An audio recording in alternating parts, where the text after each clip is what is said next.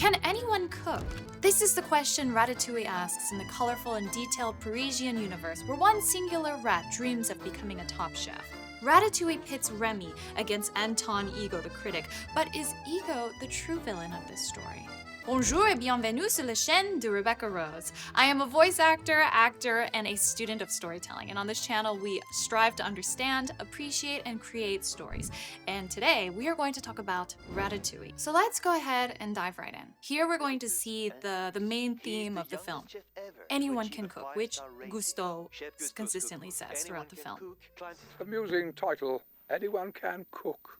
What's even more amusing is that Gusteau actually seems to believe grim it. eater. I, on the So other good. hand, take cooking seriously, and no, I don't think anyone can do it. This character is going to hang over Remy throughout the whole film until the very end. They're very literal opposites. Anyone can cook, not everyone can cook. I know I'm supposed to hate humans, but Seriously, Pixar there's outdid something themselves with about them. Ratatouille. They don't just survive, they discover, they create. I mean, just look at what they do with food. How can I describe it? Good food is like music. You can Gusteau is color, huge. you can smell. There is excellence all around you. You need only be aware to stop and savor it. The universe of Ratatouille, yes, it is our real world, but obviously we have rats that can understand human language. Remy stands out because he has this special talent. Eggs, sugar, vanilla bean. Besides having this wonderful gift that's unique amongst rats, is he also has this desire to prove himself.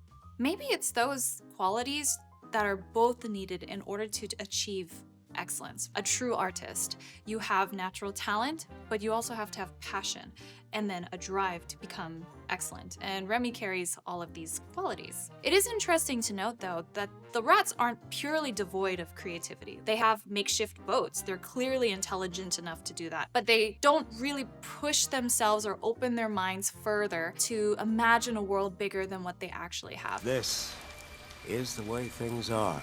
I think that's actually really hard to do in the normal world, especially when your immediate surroundings may look a certain way. If your world is really just a place where you have to struggle to survive, just find something to eat, you just have to make it and eke by in a living, it doesn't really create space for you to imagine a bigger world than that. How many talented people exist on this planet, but we may never ever see their true talents because their immediate circumstances don't allow them the space to grow and to experiment. So we had the inciting incident. He's separated from his family, and it's interesting that he survived in the sewers by literally clinging to the book. He is clinging to his ideals. Gusteau, it is said that he is Remy's subconscious speaking to him, so we can assume that everything that Gusteau is saying, Remy already knows, somewhere in the back of his mind. But that is no match for wishful thinking. In this film, cooking is the representation of art and passion, and striving for your art and passion. And when Gusteau says, Food always comes to those who love to cook. I think we hear this a lot in our regular life as well when it comes to pursuing certain passions, where they say, do what you love, you'll never work a day in your life. Do what you love, money will follow. And this is the constant issue probably a wide number of people have to deal with, probably most people. If you're not privileged enough to not worry about financial issues, you're constantly having to trade one thing or another, security and financial well-being over the pursuit of your art. In the ideal world, everyone would have an equal playing field and you would be able to pursue your art if that's truly what you desire, to achieve excellence and find pride in what you do and what you love. And it would also make a living for you. Yeah, Michael Giacchino's music is just, wow, so lush. He plays on these lovely themes. But here we go. Remy has finally climbed to the top. And what does he see? It's so beautiful. It really makes me wish I could go to Paris. I think it's no accident that Remy is literally climbing from the bottom, the very lowest of lows, the rungs, the sewers, where all the rats are and the trash, climbing to the top to see this incredible, beautiful view. That kind of view is only reserved for people who can make it to the top. What divides the world? The people who have and the people who have not. A lot of times it's status or wealth or race. In this case, it's the rats and the human race. But that also reflects our reality. And those are the things that keep some people on top and some people on the bottom. He didn't even realize where he was. He didn't even recognize the potential. Paris? All this time, I've been underneath Paris? And that can be true of a lot of us in our own lives. Sometimes we don't recognize the opportunity that exists out there, the possibilities, the beautiful world in front of us because we're so focused on our immediate survival and our immediate circumstances. I really love this. I mean, it's really fun to see, you know, this little creature kind of running between all of these shelves and pots and pans in a French restaurant. But I also think it shows like this world is literally not designed for Remy. Just in order to be in the world, he has to struggle so hard. It's also scary. That can feel the same way with us when you're inside of a circumstance or situation that you're not accustomed to or is literally not designed for you. Maybe even literally designed to keep you out. It can be scary to try to navigate that by yourself. I would say in most cases. Movies like this create a sort of universe that's believable enough so that we can buy into the premise and then be able to go along with the journey, have the proper thinking process, and see the moral that they're trying to teach us or what ultimately they're trying to make us think about without maybe offending you personally if you carry those prejudices or biases that they're confronting. So, Remy fixed the soup, Linguini's horrifying soup. What are you playing? And it was a success. Am I still fired? You can fire him. What? Claire likes it. Yeah, she made a point of telling Colette you is so. If she such write a review to that a effect boss. and find out you fired the cook responsible, He's a garbage boy. who made something she liked, how can we claim to represent the name of Gustav if we don't uphold his most cherished belief? And what belief is that, Mademoiselle Tattoo? Here we are. Anyone can cook. Colette is a very accomplished chef. She's clearly worked extremely hard. She's very tough. She's had to climb her way up this very intense industry as well. Even though she has a lot more to lose for standing up for someone like Linguini, she still does it because she really believes in that ideal. Anyone can cook. Yeah.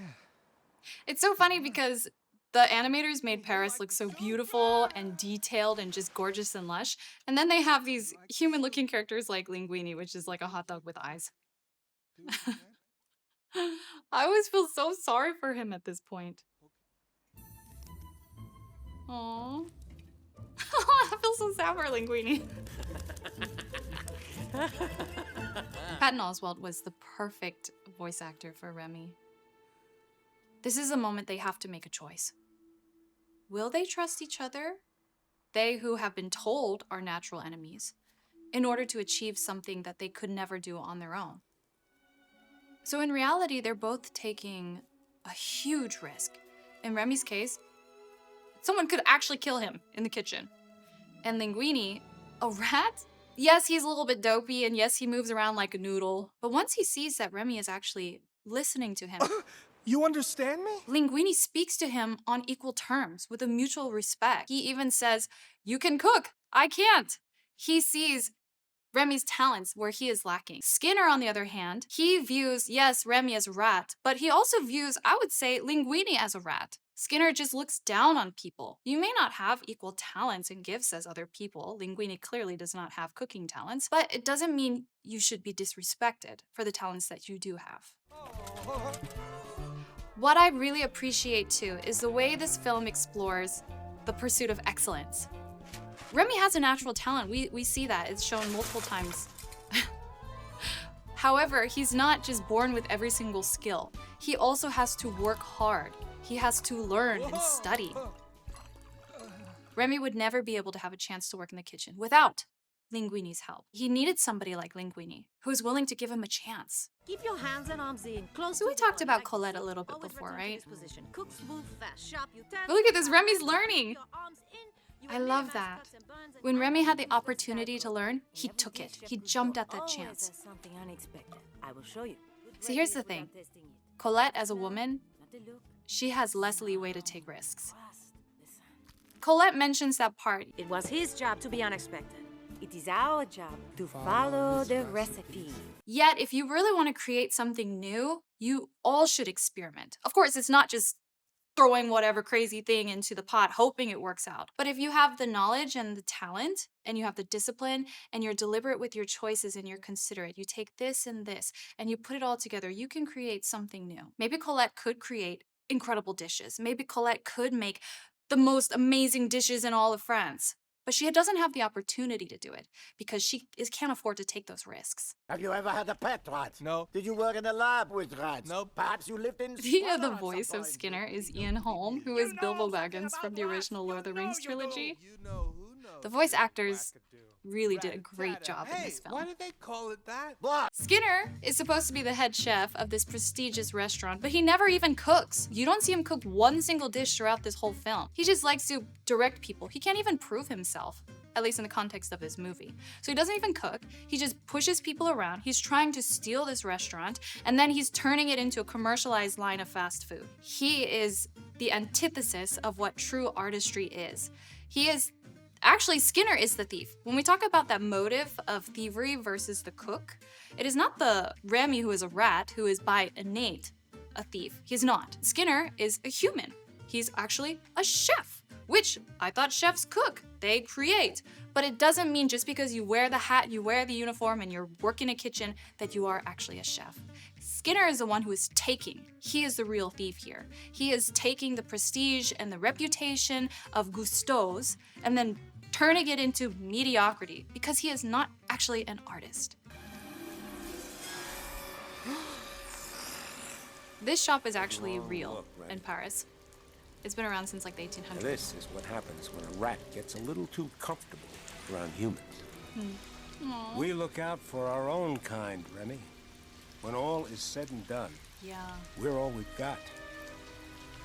And that is the old way of thinking. Or maybe the survivalist way of thinking. No. But then Remy offers a possibility No. for change. Dad, I don't believe it. You're telling me that the future can only be more of this? This is the way things are. You can't change nature.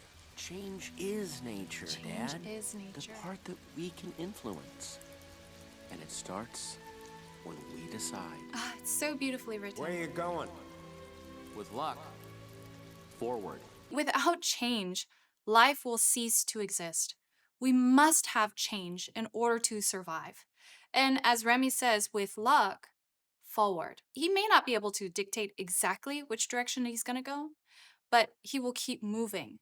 And you have to keep moving to survive and to achieve anything in your life. Remy's dad is not wrong in the way that he's thinking. This is his reality. This has been his reality his whole life. He, as the patriarch of the rat colony, his goal is to keep everybody alive in this violent, dark world where humans have done everything they can to kill rats. And he says this is what happens to rats when you get too comfortable, especially with humans. It's a little dark in the case of rats, but I think it can reflect sometimes in our real life too. You enter a space where you're maybe not immediately welcomed or historically have not been welcomed.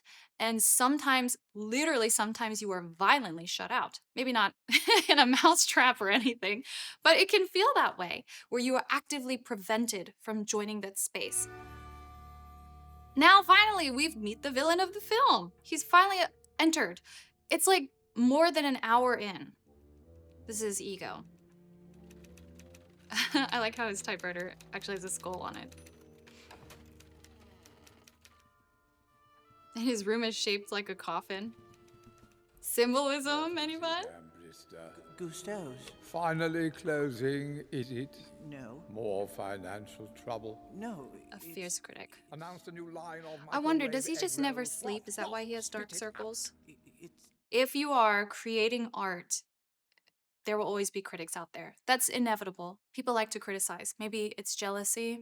Maybe they can't understand. Maybe they just hate for the sake of hating. But you got to be careful who you listen to. The ones who are truly offering proper criticism are the ones who actually have knowledge and genuinely love this medium that you are exploring. Those are the only voices worth listening to when it comes to your art. Okay, so he comes face to face with Ego. I love how everything just gets dark and shadowy whenever he enters. That's a great You power. are Monsieur Linguini. Oh, hello. And the camera Pardon me for angles too, interrupting your looking up at Ego, premature signifying that he's got more but power I in this thought it only moment. fair to give you a sporting chance as you are new to this No, game Remy. against the rules. Wow, Peter O'Toole has such a Anton beautiful Ego. voice. You're slow for someone in the fast lane. And you're thin for someone who likes food. I don't like food. I love it. He really loves If I it. don't love it, I don't, Don't swallow. What Linguini said, it sounds just silly and it sounds like a noodly kid who doesn't really know what he's doing trying to respond. But he's actually very accurate in his analysis of Ego in that moment. If you love food so much, then why are you so skinny? Right? Like, people, let's just say if you love comedy so much, but you're just extremely bitter all the time and you just criticize. Do you really love comedy? You don't enjoy amusing things in life. Do you really love food? You don't actually eat it. Ego has forgotten what it means to actually love something. Linguini at this point has become the thief of the story. He is stealing Remy's skills, and he is benefiting from that instead of giving him his proper recognition. I pretend to be a human through Linguini. I pretend you exist, so I have someone to talk to. You only tell me stuff I already know. I know who I am. Why do I need you to tell me? Why do I need to pretend? But you don't, Remy. You never did. And this is self-actualization. Remy is finally getting aware of what his subconscious already knew all along, but he's accepted it. And now, because he's able to accept it because he's worked hard, he knows who he is, he knows what he wants, his natural talents, he realized it. Finally. It's not easy to do that. Not everybody has the opportunity to be able to look at yourself from the third perspective. But if you do, then you can finally step into who you really want to be and pursue excellence. And the truth is, I have no talent at all. And this is But this more rat, self-actualization. he's the one behind Linguini this recognizes recipe. He's the cook. what's actually The true about him. real He cook. really can't cook. He's been hiding under my toque. He's been controlling my actions. He's the reason I can cook the food that's exciting everyone. The reason Ego Yeah, is giving outside that recognition where it's door. due. This is You've been why giving me Linguini credit is for so his humble. You know, being a hero doesn't have to be really like dramatic and huge and you're rescuing the whole world. It really can look like just standing up for the smaller person in the room. He could have kept Remy cooking for him all the time and reaped all of those rewards. He controlled everything. He literally owns this restaurant, which he gained through his bloodline. Nepotism! Yet, Linguini was willing to risk those things for the one who actually had the talent. He recognized that because he views Remy with respect as an individual. And I love this part with Colette. I don't think it's an accident that she's the first to return to the restaurant to support them, because she knows what it feels like to be on the lower rung. She knows what it feels like to not be believed and have to prove yourself and fight your way up to the top. So here's the thing, with the proper leadership, the rats are able to accomplish so much. They cook amazing food in this restaurant. They just needed somebody who was able to direct them and have the chance and a kitchen to cook in. When Remy serves Ego the Ratatouille, see the difference in how he reacts versus how Skinner, the rat, reacts. Ah, music. Ratatouille? See? C'est Skinner is so dismissive. But this is a peasant's dish. Because he's not really an artist. Yet Ego pulls out his pen. He's going to give it an equal chance.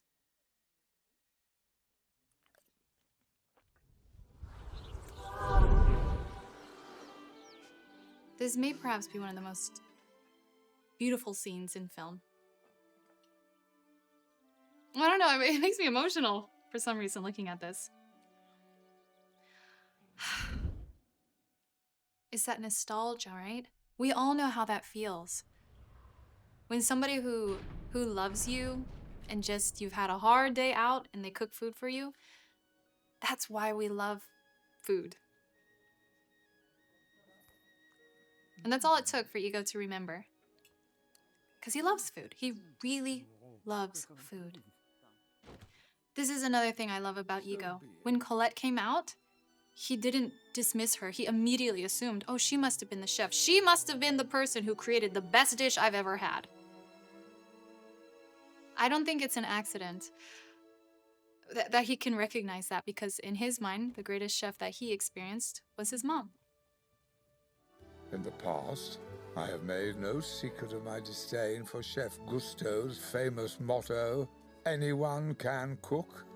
But I realize only now do I truly understand what he meant. Not everyone can become a great artist. Yeah, I like how they pan to Linguini here. Can come from anywhere. Yes. It is difficult to imagine more humble origins than those of the genius now cooking at Gusteau's, who is, in this critic's opinion, nothing less than the finest chef in France. I will be returning to Gusteau's soon, hungry for more. It's really hard to be an artist when there's so much criticism out there.